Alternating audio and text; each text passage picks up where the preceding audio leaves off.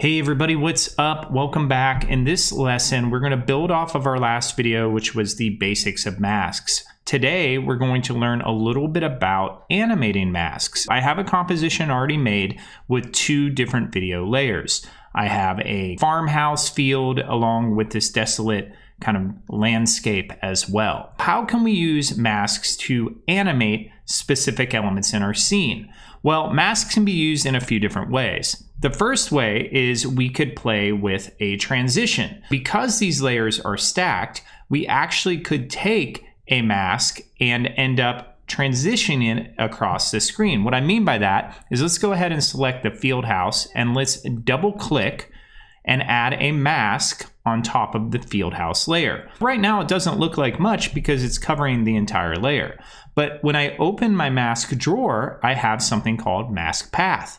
When I keyframe that, now I have the ability, and we're going to kind of go to the end of this clip here, to select those key points. And let's change the label color just so you can see these a little easier on my screen. There you go. I can select those key points of the mask path, and I'm going to pull them in. And what's going to happen here is actually rather neat. It's going to create a really dynamic transition. You can see we're playing through. Let's jump ahead a little bit and whoop. All of a sudden now we've created a really cool wipe. That's all influenced by the mask path. Let's delete those layers and let's delete that mask and let's look at maybe another mask we could use. Let's go ahead and do a scale effect. If I get the polygon tool, for instance, and I add a mask and I make it really, really big, that's covering it. You can kind of see. And I open maybe around the 7-second mark. I keyframe that, and then I go up a few frames and I want to scale this down.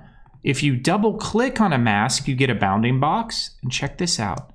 Now we can start scaling them in. So I can scale this really, really tiny.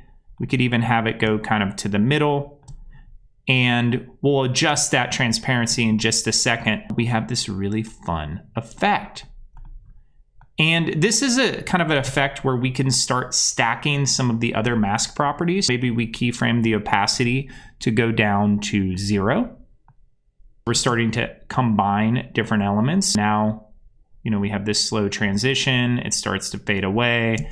We could start adding things like rotation to this. I may just feather this slightly just to give it kind of a soft appearance. It's just a little easier. And the great part is here, we can kind of scale things in, adjust, speed up things, and now we have a lovely transition. How about that? Pretty neat, right? Animating mask paths are really, really lovely.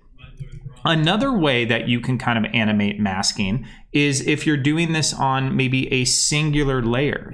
Masks can be put on anything. Let's go ahead and create a layer new adjustment layer. And this time we're going to stick it right in between the two various video pieces.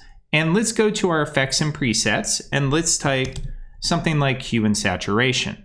I'm going to drag that to the adjustment layer with my left mouse button, and I'm going to desaturate this image. Because this is desaturated, the great part about this is I can actually use my masks to kind of control those areas. This time we use like a pen tool and we kind of just create an abstract blob. We hit MM. If you hit M twice, that will open your masks, and we can kind of bleed these together. And while we're not animating that, you can now see that, we can start to kind of create some really cool effects. And then, like I said, the mask path is anything you keyframe within these control points. Even if I just move one control point, this is a lot of what you'll see for like special effects and rotoscoping and whatnot in movies.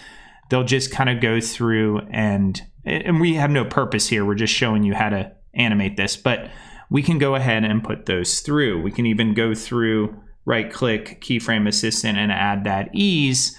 And now, we can start animating different masks on different effects. So it kind of bleeds out to this kind of grayish area. How cool is that? As you can see, masks do not need to remain stationary.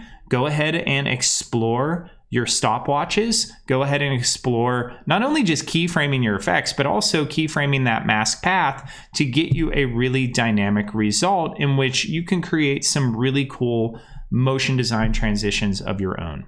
All right, I will see you all in the next video.